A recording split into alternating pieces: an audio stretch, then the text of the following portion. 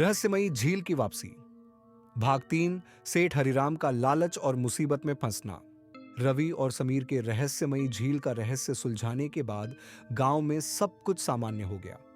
लेकिन सेठ हरिराम, जो गांव का सबसे लालची और स्वार्थी आदमी था, वह इस रहस्य को जानकर बेचैन हो गया। उसने सुना था कि झील के नीचे कीमती खजाना छुपा है। दिन रात सेठ के मन में बस एक ही बात चल रही थी, अगर मैं वह खजाना पा लूं तो गांव में सबसे ताकतवर आदमी बन जाऊंगा। लालच में अंधे सेठ ने तय कर लिया कि वह इस रहस्य को सुलझाकर खजाना जरूर हासिल करेगा। सेठ हरिराम ने सुना था कि झील केवल पूर्णिमा की रात अपना रहस्य खोलती है। उसने चुपचाप उसी रात झील पर जाने की योजना बनाई। इस बार मैं खजाना लेकर ही लौटूंगा, उसने अपने मन में ठान लिया। पूर्णिमा की रात चांद अपनी पूरी रोशनी के साथ चमक रहा था। गांव में सब गहरी नींद में थे, लेकिन सेठ की आंखों में बस खजाने की चमक थी। रात के सन्नाटे में सेठ चुपके से झील की ओर बढ़ा। झील के किनारे पहुंचते ही उसे वहां अजीब सी खामोशी महसूस हुई। हवा भी बिल्कुल शांत थी, जैसे कुछ छुपा हुआ हो। सेठ ने झील में एक पत्थर फेंका। छपाक! जैसे ही पत्थर पानी में गिरा, झील में हलचल होने लगी। अचानक झील के बीचों बीच से वही लकड़ी का दरवाजा प्रकट हुआ जिसे रवि और समीर ने देखा था। सेठ की आंखें लालच से चमक उठीं।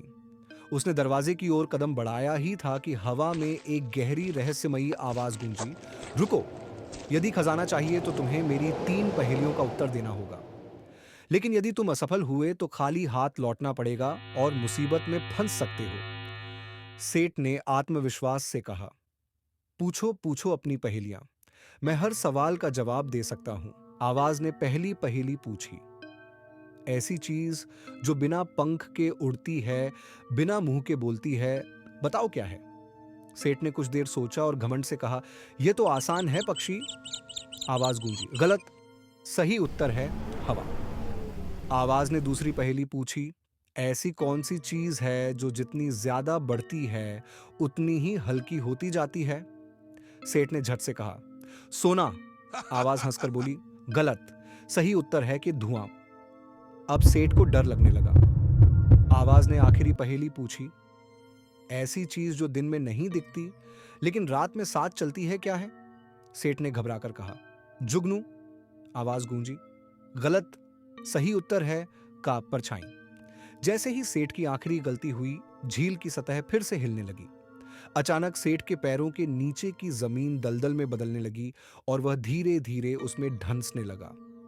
सेठ ने डरकर चिल्लाना शुरू किया, बचाओ, मुझे बाहर निकालो। लेकिन वहां कोई नहीं था।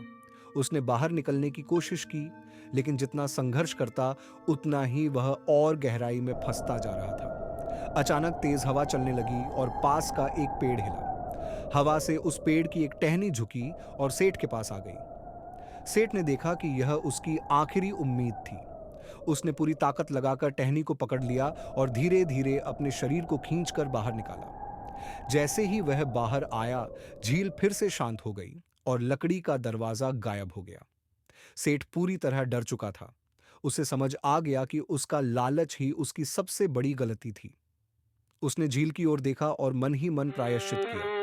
जब सेठ गांव वापस पहुंचा तो उसके लालच और हार की कहानी चारों ओर फैल गई। लोग उसे देखकर हंसने लगे। रवि और समीर को जब यह बात पता चली तो समीर ने हंसकर कहा, झील का खजाना सिर्फ उन्हें मिलता है जो सच्चे और अच्छे दिल वाले होते हैं।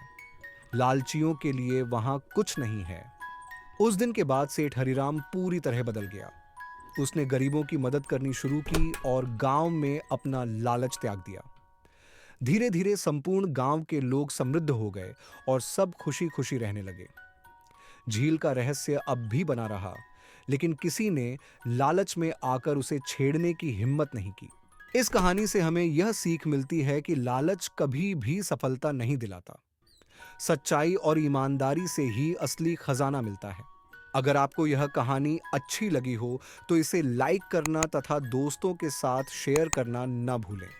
साथ ही और ऐसी नैतिक शिक्षा की कहानियां और सुनने के लिए इस चैनल को अब भी सब्सक्राइब करें। धन्यवाद।